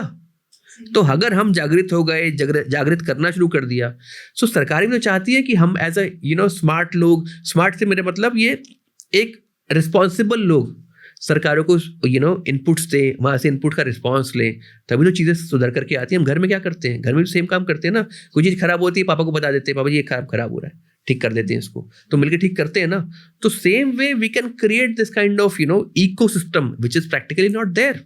मैं आपसे ये पूछना चाहती हूँ कि लोग प्लान करते हैं लॉन्ग ड्राइव्स के लिए, सो आप क्या उन्हें एडवाइस देंगे कि लॉन्ग ड्राइव्स रात को होनी चाहिए या दिन में? देखिए, हमारे देश में एक बहुत ही गलत मैसेज जा रहा है, घंटों का सफर मिनटों में। राइट। ये ऊपर से आ रहा है, ऊपर से मतलब अथॉरिटी से आ रहा है। आप घंटों का सफर मिनटों में क्यों करना चाहते हैं? घंटों का सफर घंटों में रहने दो ना यार। घंटों के सफर को मिनटों में आप कन्वर्ट करने में आप ओवर स्पीडिंग को एनकरेज कर रहे हो। राइट। नंबर 1। नंबर 2, जिस प्रकार से ह्यूमन रेस का डेवलपमेंट है, उससे बहुत तेज स्पीड पे टेक्नोलॉजी डेवलप कर रही है, तो ह्यूमन और टेक्नोलॉजी मैच ही नहीं कर पा रहे हैं आपस में अपने आप को। राइट। मेरी कार का एक्सेलरेशन इतना फास्ट हो गया है, मैंने कार चलानी सीखी एम्बेसडर कार पे, फिएट कार पे, तो हम गियर बदलते थे, गाड़ी एक्सेलरेट करती चलती थी। लेकिन आज के समय में क्या है, आपने पुश स्टार्ट किया, ऑटोमेटिक गियर लगाया, पंप किया अपना एक्सेलरेटर और गाड़ी ठक से टेक ऑफ पॉइंट। लेकिन मैं तो वही हूँ जी। प्रैक्टिकली ह्यूमन का रिस्पॉन्स बहुत फास्ट नहीं हुआ है जिस स्पीड से इंजन का रिस्पॉन्स शुरू हो चुका है आज के समय में। सो पॉइंट यहाँ पर ये है, तो आपको ये समझना बहुत जरूरी है कि जीवन आपका इम्पोर्टेंट है। और आजकल जो हाईवेज की मैंने बात बोली, हाईवेज कल्चर बहुत जबरदस्त डेवलप हो चुका है जी। अच्छी गाड़ियां आ गई, रिलायबल कार्स आ चुकी हैं। फैमिली वांट्स कि हम एक कार में घूमने जाएं, जैसे हम लोग दिल्ली एनसीआर में रहते हैं। कार आपका एक सेकंड घर की Absolutely, जैसे है, second या पूरा home परिवार उसमें बैठ के जा रहा है। हाँ, तो आपका सेकेंड होम है, फर्स्ट होम है, कई लोगों के लिए फर्स्ट होम भी वही होता है। और फर्स्ट होम के चक्कर में लोग ने कार को कार बार भी बना के रखा हुआ है। अच्छा। कि शाम के समय में शराबें भी चल रही कारों के अंदर, क्यों पी रहे हो भाई शराब कार के अंदर, कहीं रुक के पी लो। ये बहुत इंपॉर्टेंट टॉपिक है, मैं इस पे तो भी पूछूंगी अभी अगला मैं सवाल। आपको हाईवेज का हाँ। बताता हूँ। पहले हाईवेज पे क्या होता है रात के समय, अभी आपने बड़ा अच्छा सवाल पूछा। एक नॉर्मल केस में मैं आपको सिंपल सा एग्जांपल देता हूँ कि आपने हाईवे पे, सपोज मैं दिल्ली से ग्रेटर नोएडा से मैंने यमुना एक्सप्रेसवे पकड़ा और मैं जा रहा हूँ वृंदावन या आगरा जी। मैं गाड़ी चला रहा हूँ दिन के समय में, तो मेरा जो विजन होगा कितना होगा, till the end of that road मुझे सब दिखाई दे रहा है क्या हो रहा है। That can be 1 kilometre 2 kilometre, और मुझे आसानी पूरा दिखाई दे रहा है। दैट सिंपली मींस लाइट इतनी है कि मैं बहुत डिस्टेंस तक देख पा रहा हूँ जी। सेम सिचुएशन में मेरे पास नेगोशिएशन टाइम पूरा है, मेरे पास रिएक्शन टाइम है, बिकॉज मुझे सब कुछ होता हुआ दिख रहा है अपने सामने till very long distance. Right. But रात के समय में अंधेरे होते क्या होता है, आपकी जो विजिबिलिटी है वो 50-100 मीटर तक रह जाती है, वो भी जब आपकी हाई बीम ऑन है। राइट। ठीक है, तो आप अगर 100 मीटर, अगर आपकी गाड़ी 70-80 किलोमीटर की स्पीड पे चल रही है ना, तो आपको 100 मीटर पार करने में मैक्सिमम लगेगा 2 सेकंड 3 सेकंड। यही स्पीड पे आप 100 मीटर पार कर जाओगे प्रैक्टिकली। तो आपके पास विजिबिलिटी जो है रिएक्शन टाइम नहीं है, आपके पास विजिबिलिटी 100 मीटर की ही है या सपोज 200-300 मीटर की ही है, वो भी हाई बीम पे, लेकिन रिएक्शन टाइम आपके पास सेकंड्स का भी नहीं है। तो मैं सजेस्ट करता हूँ, मतलब कॉल इज कंप्लीटली योर्स, कि रात के समय विद फैमिली हाईवेज पर बहुत इमरजेंसी जब तक नहीं है तब तक नहीं चलना चाहिए। रीजन बहुत से हैं कि आजकल जानवर भी आते हैं, छोटा जानवर आ गया, बड़ा जानवर आ गया, कोई गाड़ी स्टॉल्ड है, अगर आप नहीं immediate देख कोई पाए, गाड़ी हाँ। स्टॉल्ड है, खराब गाड़ी सड़क के हाईवे के बीचों बीच खड़ी है, वो आपको बहुत लास्ट मोमेंट पर दिखाई देती है आकर के। जैसे ट्रक्स क्या होता है, ट्रक्स खड़े हुए हैं, खराब हो चुके हैं, एक पीछे से एसयूवी आती है, जब से पूरा परिवार ट्रक के नीचे, एक साथ 6 लोग मर गए, 7 लोग मर गए। हाईवे पे क्या हो रहा है, एक साथ 8 लोग, 7 लोग, 6 लोग मर जाते हैं। क्यों? Over speeding plus non reaction time. और ये सारे एक्सीडेंट्स किस समय होते हैं? अंधेरे शुरू होने से अंधेरा खत्म होने तक। नींद भी लग जाती है कुछ ड्राइवर्स को सोते, मतलब रात की जो ड्राइव है, हमारी जो बायोलॉजिकल साइकिल है जी। इन टर्म्स ऑफ नींद पार्ट, वो ये है कि अंधेरे में हमें सोना है, उजाले में काम करना है, लेकिन हमें लगता है कि हम रात के समय में ज्यादा डिस्टेंस कवर कर लेंगे, लेकिन आपके शरीर की साइकिल है एब्सोल्यूट ट्रैफिक को अवॉइड करेंगे।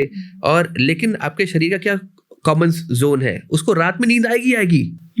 आपको, आप कितना भी अपने आप रोक लो, आंख मुंह धो लो, कॉफी पी लो, ब्लैक कॉफी पी लो, बट प्रैक्टिकली आपको नींद की झपकी आएगी ही आएगी। और द मोमेंट आप स्टीयरिंग पे हैं, हाईवे पे हैं, आपके साथ 3-4 लोग हैं, तो केवल आपकी जिम्मेदारी आपके अकेले की नहीं है।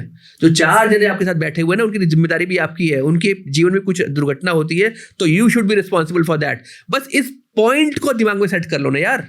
राइट। ऐसा ही केस मैंने सुना भी है। बॉम्बे से कुछ लोग अपने फ्रेंड्स को लेकर आ रहे थे, जो इंटरनेशनल ट्रिप करके आया था, बॉम्बे टू सूरत, एंड रात की ड्राइव थी, और उन्होंने सबने सोचा, पर एक फ्रेंड उनको बार बार ड्राइवर को देख रहा है कि उसको नींद आ रही है, वो कह रहा है मैं ड्राइव कर लेता हूँ, नहीं साहब मैं कर लूंगा, लेकिन आगे जाके उनका इतना सीवियर एक्सीडेंट हुआ है। ऐसे एक्सीडेंट मैडम रोज होते हैं, और आई थिंक उसमें सबकी जान गई, सिर्फ एक बचा, और वो भी एक बहुत हेल्दी नहीं बचा होगा, वो शायद बेड पे हो आज भी।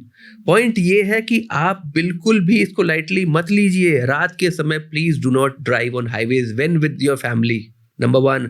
नंबर 2, ओवर स्पीड कभी मत कीजिए रात के समय में। रात के समय में चलो ये तो एक्सीडेंट हो गया, रिएक्शन टाइम हो गया, मान लो कार पंचर हो गई, मान लो कार ब्रेक डाउन हो गई, विद फैमिली आप सुबह तक का वेट करोगे, और मान लो आपकी गाड़ी ऑटोमेटिक है, तो खराब होने के बाद तो हाईवे से वो लेन भी चेंज नहीं कर सकती अपने आप वो, राइट। उसको वहीं पर ही खड़े रहना पड़ेगा, और कोई ना कोई गाड़ी आके पीछे से मार के चली जाएगी आपको। सो पॉइंट ये है कि आप विद फैमिली प्लीज, अगर ये आपको लगता है 2 लाख फिगर बहुत ज्यादा है या कोई भी उसमें आ सकता है, किसी का भी नंबर आ सकता है, तो प्लीज हाईवेज पे एटलीस्ट रात में ट्रकों को चलने दो, खुद सही मत बात चलो। है। और खासकर सुबह 3 बजे से लेके और सुबह 7 बजे तक जो सबसे प्राइम टाइम है नींद की झपकी आने का, इस टाइम पर तो भाई प्लीज गाड़ी को साइड में लगा दो, चुपचाप सो जाओ 2-3 घंटे के लिए। बिल्कुल रिस्क मत लो, ज्यादा समय बचाने में जिंदगी ही नहीं खत्म हो जाए आपकी। सही बात है। अभी जो आपने बताया था, मैंने आपसे पूछा था, मैं इस पे क्वेश्चन पूछूंगी, ड्रिंक एंड ड्राइव का। आजकल देखा जाए क्योंकि भारत देश में कुछ ना कुछ फेस्टिवल, शादियों का सीजन सब चल रहा है, अभी जैसे न्यू ईयर, क्रिसमस ईव सब आएंगे, है ना। तो पब कल्चर भी बहुत ज़बरदस्त तरीके से बढ़ा है। मैंने देखा है नोएडा और बॉम्बे, हर जगह there are special pub, Friday nights, Saturday nights, है ना, हर जगह। सो यहाँ पे लोग ड्रिंक करके निकलते हैं। आप इन लोगों को क्या एडवाइस देना चाहेंगे? ये भी एक बहुत बड़ा रीज़न है एक्सीडेंट का। देखिए भारत, खासकर ये शहर, हम लोग ने एक ट्रांसफॉर्मेशन जोन में चल रहे हैं, जहाँ पर पब कल्चर, क्लबिंग, डिस्कोज तो हमारे टाइम पे जब हम छोटे तब बहुत चलता था, अब पब क्लबिंग बहुत ज़्यादा चल रही है। और यहाँ पे प्रैक्टिकली क्या होता है, ड्रिंक ही चल रहे होते हैं मेजॉरिटी केस में। हर आदमी, everyone is drinking, right. So the moment you drink, आप कहीं ना कहीं अपने सेंसेस को सुलाते हो, आपको नहीं पता चलता, बट आपकी सेंसेस, आपके रिएक्शन सब स्लो होते चले जाते हैं। और जहां आपने ओवर ड्रिंक कर लिया, आप प्रैक्टिकली अपने लिए भी खतरा हो जाते हो अगर उसके बाद आपको गाड़ी चलानी है तो जी। और किसी मासूम व्यक्ति के लिए जिसको कोई क्लब और पब से मतलब नहीं है, वो सड़क पर चुपचाप चल रहा है, अपने घर जा रहा है, और आप अपने नशे में उसको ही मार देते हो। अभी थोड़े साल लास्ट ईयर की बात है या अर्ली 2025 की बात है, पुणे में क्या हुआ था, लड़का लड़की जा रहे हैं बाइक पे, एक पोर्शा कार आती है 120-22 की स्पीड पे, 150 की स्पीड पे, और उड़ाती चली जाती है। बाद में पता करते हैं पब से अंडर एज, पब और नशा, तीनों combination, deadly combination, plus sports car जो हथियार है। आपके पास चारों गलत चीजें हैं और आपके पास लाइसेंस भी नहीं है प्रैक्टिकली, लेकिन आप सड़क पर चल रहे हो बिकॉज आपके पास पावर है कि मैं मैनेज कर लूंगा। उस मैनेजमेंट के अकड़ में आपने 2 जवान लोगों को तो मार दिया। आप समझिए ना, 2 जवान नहीं थे, वो दोनों किसी ना किसी का सपना थे, अपना सपना थे ही, किसी के बच्चे रहे होंगे, किसी के पति रहे होंगे, किसी के माँ बाप रहे होंगे, कुछ भी तो होंगे वो किसी ना किसी के। सही बात है। सो ये चीज समझना क्यों नहीं जरूरी है कि भाई पर्सन जो दूसरा सड़क पर चल रहा है वो किसी का इमोशन है, किसी का सब कुछ है वो जी। जिस दिन आप समझ जाओगे ना नीलिमा जी, देश ही तो समझ जाएगा, उस दिन ये एक्सीडेंट्स के नंबर कम हो जाएंगे। आई बिकम वेरी, इसके लिए कोई रूल लाने की कोई व्यवस्था, जैसे मतलब आपने कहीं विदेश में जाके कहीं देखा होगा कि वहाँ पे क्या सिस्टम है जो हम भी यहाँ इम्प्लीमेंट कर सकते हैं, जो अभी तक इम्प्लीमेंट हुआ नहीं है। देखिए या पब्स को कुछ ऐसा इनिशिएटिव लेना चाहिए। बहुत अच्छा पॉइंट, ये वाला बहुत अच्छा पॉइंट है। मैं जैसे दिल्ली के पब्स और क्लब्स की बात करता हूँ, तो कनॉट प्लेस का कस्तूरबा गांधी मार्ग जनपद के बीच में पूरा जो सेक्शन है, एक ब्लॉक है, वो पबिंग और क्लबिंग के लिए ही पॉपुलर है। उसके बाद प्लाजा सिनेमा आता है, जनपद तक कट आता है, वहाँ पर बैरिकेडिंग भी लगती है रात के समय में, कुछ पकड़े भी जाते होंगे, बट वो निकलते ही क्यों है? वैसे यहाँ पर पब और क्लब की जिम्मेदारी डेवलप होती है। मैं थोड़ी अथॉरिटीज की भी, एब्सोल्युटली अथॉरिटीज तो पकड़ी रही ना आपको, authority should put a rule. Absolutely. मैं भी थोड़े दिन पहले था रशिया में, मैं गया मॉस्को में किसी क्लब में था, क्लब का नाम था जिप्सी क्लब था, मुझे याद है, and we were there partying, हम लोग मजे ले रहे थे। I don't drink, but you know मैं आनंद से देख रहा था पूरी चीज़ों को। रात के 2-3 बजे होंगे, हल्का सा भोर हो रहा था और प्रॉपर पार्टिंग चल रही थी, राइट। तो मैं उतर के नीचे आया जस्ट टू चेक, बिकॉज मेरे अंदर वो ट्रैफिक वाला कीड़ा जगा रहता है हमेशा। मैं नीचे आया क्योंकि मैं लोगों को उतरते हुए देख रहा था। एग्जिट पॉइंट पे जो गेट कीपर है, उसके साथ मैनेजर था क्लब का, वो चेक कर रहा था कि आप कितने अल्कोहल के नशे में हैं। अच्छा। जैसे ही उसको लग रहा था कि आपका एक सीट लिमिट है, वो आपको एक ड्राइवर प्रोवाइड कर रहा था। अच्छा, कि आपकी गाड़ी है, ड्राइवर हमारा है, आपको छोड़ करके आएगा, ही विल कम हिमसेल्फ, आपको उसको इतने पैसे देने हैं बस। And the person, very good initiative. I mean, आपने देखिए एक ड्राइवर को एम्प्लॉयमेंट दी, नंबर 1, आपने एक as a club, as a pub, आपने एक रिस्पॉन्सिबल बिहेवियर डेवलप किया कि ये मेरी रिस्पॉन्सिबिलिटी, मैं पैसे तो कमा रहा हूँ, लेकिन उसके बाद मेरी ये भी रिस्पॉन्सिबिलिटी कि जिसने शराब पी ली है, जो नशे में है, वो घर भी सेफ पहुंचे जी, उसकी वजह से किसी और का नुकसान ना हो जाए जो सड़क पर उस समय चल रहे होंगे। तो कितना बड़ा एक, या सोचो कितना अच्छा इकोसिस्टम क्रिएट हो गया ये, बहुत अच्छा। कि मैनेजर ने आपको रोक दिया कि सर आपने ज्यादा शराब पी हुई है, आपको ड्राइवर मैं दे रहा हूँ, आपको ड्राइवर मैं दे रहा हूँ, आप मेरे ड्राइवर को लेकर के जाइए, आप उसको पेमेंट कर दीजिएगा, चाहे 200 हो, 300 हो, 500 जो भी है जी। कम से कम आप रिस्क में तो नहीं है अपने लिए, किसी और के लिए। राइट, समझे आप मेरी बात को? ये बहुत तो जरूरी है। ये समझने वाली बात है। ये जब विदेश में सब चीजें हो सकती हैं तो हम लोग क्यों नहीं कर सकते? हम लोग सब चीज टेक्नोलॉजी को फॉलो कर रहे हैं, ये बेसिक चीजें वो क्यों फॉलो नहीं कर रहे हैं? जाकि अगर ग्रुप ऑफ फ्रेंड्स जा रहे हैं तो उसमें से एक नेशनल कैरेक्टर जैसे निकले कि मैं नहीं पीऊंगा, आप लोग सब हाँ, आप लोग उसकी पी लो ना। रिस्पॉन्सिबिलिटी है Absolutely. कि वो सबको अच्छे से और घर छोड़। आजकल ड्राइवर्स कितने अवेलेबल हैं। आप किसी शादी में जाते हो, वैले 25 खड़े होते हैं। क्यों खड़े होते हैं? क्योंकि अवेलेबल है ना। तो उनको हम लोग क्लब्स में, पब्स में क्यों नहीं इनकॉर्पोरेट कर लेते? वहां पर केवल पार्किंग के लिए क्यों यूज कर रहे हैं? उनको प्रॉपर घर छोड़ने तक के लिए यूज करना चाहिए। कहीं ना कहीं हो भी रहा होगा, ऐसा नहीं कि नहीं हो रहा होगा, बट प्रैक्टिकली ये एक प्रिंसिपली फिटमेंट होना चाहिए रोड सेफ्टी के लिहाज से। शराब पीने के बाद आप प्लीज गाड़ी मत चलाएं, और एज ए सिटीजन ऑल्सो अगर आपने शराब पी ली है प्लीज गाड़ी मत चलाइए, बिकॉज आपका हल्का सा नशा किसी और का जीवन खत्म कर सकता है।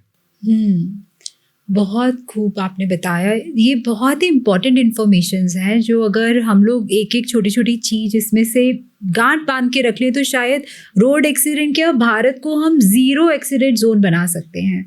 यार इट इज, एक्सीडेंट किसका होता है? व्यक्ति का तो होता है। व्यक्ति कहाँ? सड़क पर है, उसके पास बोध भी है, तो सारा गेम बोध का है, सारा गेम ज्ञान का है, सारा गेम रिस्पॉन्सिबिलिटी का है। तो हम लोग चाहें तो सब कुछ कर सकते हैं। हमने रोड एक्सीडेंट्स की बात कर ली, बहुत सारे लाइक स्पीड ब्रेकर की वजह से, लाइसेंस के बारे में हमने बात कर ली। अब मैं एक बार क्लाइमेट के ऊपर भी बात करना चाहूँगी। जैसे बारिश के समय कैसा होना चाहिए, विंटर्स के समय जब फॉग होता है तब कैसा होना चाहिए, समर्स में क्या ध्यान रखना चाहिए, और भी अगर कोई मैं मौसम। बहुत इंटरेस्टिंग क्वेश्चन है। देखिए, रोड सरफेस जी, it keeps changing as per the climate. जैसे बारिश होगी तो वही सड़क जो है वो स्लिपरी हो सकती है। हाँ, राइट। आपके कार के ट्रेड्स खराब है तो अच्छी सड़क भी आपके लिए स्लिपरी हो सकती है। राइट। फॉग है तो आपकी विजिबिलिटी कम हो सकती है। ज्यादा ठंड आ गई तो आपकी रिएक्शन टाइम स्लो हो सकता है। तो प्रैक्टिकली ये एक इकोसिस्टम है और आपको हर मौसम के लिए तैयार है। हिली ड्राइविंग डिफरेंट हो जाती है, स्लोप ड्राइविंग डिफरेंट हो जाती है, स्ट्रेट ड्राइविंग डिफरेंट हो जाती है। वैसे ही मौसम के हिसाब से ड्राइविंग हर बार डिफरेंट हो जाती है। आप 2 या 3 काम हमेशा करके चलें। सबसे पहले behave like a responsible driver. जैसे ही आप गाड़ी में घुसे, आप इग्निशन स्टार्ट करते हुए, गाड़ी को स्टार्ट करते हुए या टू व्हीलर को स्टार्ट करते हुए सोचिए कि मैं एक रिस्पॉन्सिबल आदमी हूँ, मेरी वजह से ना मेरी गलती होगी ना मैं किसी और के लिए खतरा क्रिएट करूंगा। नंबर 1। नंबर 2, आपकी गाड़ी पूरी तरीके से फिट हो। ये बेसिक चीज़ें हैं। देखिए, हमारे पास सब कुछ है तो ये बेसिक चीज़ें भी होनी चाहिए। हमारे घर में बल्ब फ्यूज होता बदलवाते हैं ना, तो कार के लिए हम लापरवाह क्यों हो जाते हैं? आपके ब्रेक शू प्रॉपर होने चाहिए। आपकी जो बेसिक इंजीनियरिंग है कार की, जो कंफर्टेबल ड्राइविंग के लिए, क्योंकि आपकी ब्रेकडाउन होती है तो ब्रेकडाउन आपकी तो नहीं हो रही है, आपकी तो हो ही गई, लेकिन आप दूसरों के लिए भी तो नॉनसेंस क्रिएट कर रहे हैं। राइट। तो बारिश में थोड़ा धीरे चलाएं, रिएक्शन टाइम। फॉग में फिर धीरे चलाएं, आपके ब्लिंकर्स और आपके हैजर्ड लाइट्स ऑन होने चाहिए। फॉग आने वाला है नॉर्थ इंडिया के अंदर, ऑलमोस्ट आ ही जाएगा, तो आप एंटिसिपेशन मत चलाएं। बोलते हैं ना हम लाइन देख के चल रहे हैं, अरे लाइन तो वही है, बांडोसी लाइन के आगे 5 लाइन छोड़कर गाड़ी खड़ी है जो आपको दिख ही नहीं रही है जी। तो लाइन आपको सेव नहीं कर रही है, आपको आपका बोझ सेव कर रहा है। आप किनारे लगा दीजिए, जब फॉग हटेगा तो चलूंगा। और नॉर्थ इंडिया में प्लीज सर्दी के मौसम में आप शाम के बाद और सुबह तक 9-10 बजे तक प्लीज हाईवेज को मत यूज करें। बहुत इंपॉर्टेंट इंफॉर्मेशन है ये, बिकॉज सबसे ज्यादा एक्सीडेंट फॉग में इसीलिए होते हैं क्योंकि आप ब्लाइंड हो जाते हो, आपको कुछ दिखता ही नहीं है। तो ये नहीं दिखना आपके हाथ में है ना, नहीं दिख रहा तो गाड़ी किनारे लगा दो ना, आप सड़क पर उतरो क्यों? आप इतने कॉन्फिडेंट क्यों हो? आप ओवर कॉन्फिडेंट क्यों हो गाड़ी को लेकर के? राइट। एक मुक्का भी अगर किसी को पड़े ना तो दांत वांत टूट जाते हैं। सोचिए ना, एक 2.5 टन की गाड़ी एक स्पीड से आगे हिट करे तो क्या होने वाला है? कोई नहीं बचता। सो आपने बोला रेनी सीजन में स्लिप से बचने के लिए आपको प्रिकॉशंस लेने हैं, और सर्दियों में आपकी रिएक्शन टाइम स्लो हो जाता है क्योंकि बॉडी थोड़ी स्टिफ रहती है, ठीक है। और फॉग के दौरान आपकी विजिबिलिटी बहुत डेड हो जाती है। आपके पास 5 मीटर 10 मीटर का विजिबिलिटी रह जाता है, चाहे कोई टाइम हो, चाहे दोपहर का टाइम हो, चाहे रात का टाइम हो। सो आपको मौसम के हिसाब से अपनी ड्राइविंग स्किल्स को भी चेंज करते रहना। समर्स के टाइम पे अपनी गाड़ी के पहिए में हवा थोड़ी कम रखें। ठीक है, क्योंकि उसमें क्या होता है कि गाड़ी में जब पहिया चलता है तो उसका एयर प्रेशर अपने आप बढ़ता रहता है जी। तो उससे क्या होता है कि ट्यूब ही है ना, टायर ही है ना, ब्लास्ट कर जाता है। आप 80-90 पे चल रहे हैं, आपका स्पीड का जो जो ट्रैक्शन है सड़क से, आपका पहिया एकदम हीट हो रहा है और रबर ही है, ब्लास्ट हो जाता है। ब्लास्ट में फिर आप you are not able to control the गाड़ी। राइट। और गाड़ी, अभी मेरे साथ एक अधिकारी थे, मेरे से मिलने आए थे, उनका 15 साल का बेटा, oh. They were going from Delhi to Vrindavan, i10 car थी, पिछला पहिया फट गया। उन्होंने तो एक्सपेक्ट नहीं किया था, उनके जुड़वा बालक थे 15-15 साल के, एक बच्चा गाड़ी ऐसे ओवरटर्न हुआ और एक बालक उस पर से निकल करके गाड़ी के नीचे ही दब गया। सो मतलब ये हमारे कंट्रोल की चीजें है ना। हो सकता है कि लोग बोलते हैं भाग्य था, मैं भी बोलता हूँ भाग्य था, बट कहीं ना कहीं तो हमें कंट्रोल करना चाहिए ना। छोटी गाड़ियां लेके हाईवे से मत चलिए, ये भी मैं आपको, आप गाड़ी ही लेके जानी है तो बड़ी गाड़ी हायर कर लीजिए और अपने ड्राइवर को जरूर चेक कीजिए कि उसके स्किल लेवल क्या है। आपने कार हायर की, आपने ड्राइवर को बुला लिया, आपको लगता है कि चलाना आता है, जरूरी नहीं उसको चलाना आता है। You need to cross check, कितना दिन से चला रहा है, कितना चला चुका है, लाइसेंस के टाइम देखिए। आपकी सेफ्टी तो आपकी रिस्पॉन्सिबिलिटी है ना जी। तो आप कैब भी अगर ले रहे हैं ना तो कैब के वाले को भी चेक कीजिए पूरी तरीके से, 4 बातें कीजिए उसके साथ में, बिकॉज उसकी एक गलती आपके जीवन के लिए खतरा हो सकती है। तो ये भी एक बहुत बड़ा पॉइंट है। आप एज ए ट्रैफिक गुरु अब इस पॉडकास्ट में क्या अपना एक इनपुट देना चाहेंगे या अपनी एक सलाह on traffic for creating more traffic heroes? देखिए, ट्रैफिक हीरो तो हर व्यक्ति है। जिस दिन वो जागृत हो गया ट्रैफिक हीरो है, बिकॉज उसकी अपनी रिस्पॉन्सिबिलिटी है, उसकी दूसरों के लिए रिस्पॉन्सिबिलिटी है। उसके मन में ये स्विच ऑन हो गया कि I will be safe for everyone around me. Number 2, आप सबको सिखाते चलो कि भाई गाड़ी एक हथियार है, इसको आप तरीके से इस्तेमाल करो, नहीं तो किसी की भी जान ले सकती है और ले सकता है बड़ी गाड़ी। नंबर 3, आप एक घर में कल्चर डेवलप करो। जैसे हम कपड़े पहनना सीखते हैं ना, वैसे ही हम लोग को सड़क पर कैसे बिहेव करना है वो भी सिखाना है और सीखना है एक दूसरे से। रिएक्शन टाइम को प्रॉपर रखिए, गाड़ी को फिट रखिए, समझिए कि आपकी जर्नी इंपॉर्टेंट है, दूसरे की जर्नी भी इंपॉर्टेंट है, राइट। और जो भी सड़क पर आपके साथ व्यक्ति चल रहा है, दूसरी गाड़ी में, उस गाड़ी में, पिछली गाड़ी में, सबका एक मेंटल स्टेट है और सबका मेंटल स्टेट डिफरेंट है। कोई एंग्जाइटी में है, कोई एक्साइटमेंट में है, कोई हैप्पीनेस में है, कोई सैड जोन में है। सो आप सबको सोच के चलो यार, सबकी जर्नी है, सबका मेंटल स्टेट अलग है। आपको अपने आप को सेफ रखना है, दूसरे को सेफ रखना है। आप देश में, मैं बोल रहा हूँ, आपने बोला ट्रांसपोर्ट मिनिस्टर बन के क्या कर सकते हैं आप, मैं ये काम कर सकता हूँ कि एजुकेशन को फिक्स करना है, रिस्पॉन्सिबल डेवलपर्स, ड्राइवर्स डेवलप करने हैं, और आपको समझना है और समझा देना है पूरी तरीके से कि please wake up, life should not be wasted on the road. It is meant for bigger dreams. It is meant for bigger aspirations. It is meant for travel. Travel safe. सबके लिए travel safe करो। दुनिया को कहानियां बताओ अपनी कि मैंने ये किया, ये किया, ये किया, ये किया। 15-18 साल का बच्चा सड़क पर मर जाए, अच्छी बात है। 25 साल का मर जाए, अच्छी बात है। सड़क पर मरे ही क्यों, सबसे बड़ा सवाल ये है। वो उस सबके सपने हैं हमारे बच्चों से, और वही सपने ही हमारे आगे चल रहे हैं। तो रोड सड़क दुर्घटना से तो जाए, वो सपने खत्म हो नहीं, मतलब ये तो सुसाइड हो गया ना। थोड़ा कंट्रोल में है, जिसे थोड़ा क्या हम इसे कर सकते हैं अगर हम ये छोटे छोटी लापरवाहियां ना करें, रूल्स एंड रेगुलेशन को इम्पोर्टेंस दे, उनको महत्व दे, अपनी ज़िंदगी में लाएं और एक नेशनल कैरेक्टर बने, एक ट्रैफिक हीरो बने। और हर घर में जितने अगर 5 है, वो पांचों के पांचों ट्रैफिक हीरो बने। और वो कैसे बन सकते हैं, मुझे लगता है जो मैंने आज आपसे सीखा कि जो आप लोगों को इतनी सरलता से ट्रैफिक के रूल्स एंड रेगुलेशन समझा रहे हैं, उनकी सोच पे काम कर रहे हैं, यही काम हर एक इंसान अगर भारत देश में करे तो सही में बिल्कुल ट्रैफिक, रोड एक्सीडेंट्स जो है वो बिल्कुल ज़ीरो हो जाएंगे। और यही हमारा गोल है, और आज के इस पॉडकास्ट का भी यही मिशन और गोल है। मैं आपका बहुत दिल से थैंक यू करती हूँ शैलेश जी, आज आप आए। आज आपसे it's a eye opener podcast, जिससे हमें बहुत एजुकेशन मिली। और मैं सभी से यही अनुरोध करूँगी, इस पॉडकास्ट को ज़रूर देखिए, ताकि आपको पता चले कि जो भी आपके प्रियजन जो सड़क पर उतर रहे हैं उनके सपने ना टूटे बस रोड एक्सीडेंट से। अगर आपने ये पॉडकास्ट अच्छे से देखा, पूरे दिल से देखा और इसको समझा और महसूस किया, तो मैं ये तो एश्योर करती हूँ, ना तो आप किसी दुर्घटना के विक्टिम बनेंगे, ना ही किसी चालान के भी। Thank you so much Shailesh ji. Thank you. अगर आपको ये पॉडकास्ट बहुत अच्छा लगा तो मैं आपसे रिक्वेस्ट करती हूँ, इसे लाइक, शेयर और सब्सक्राइब ज़रूर करेगा।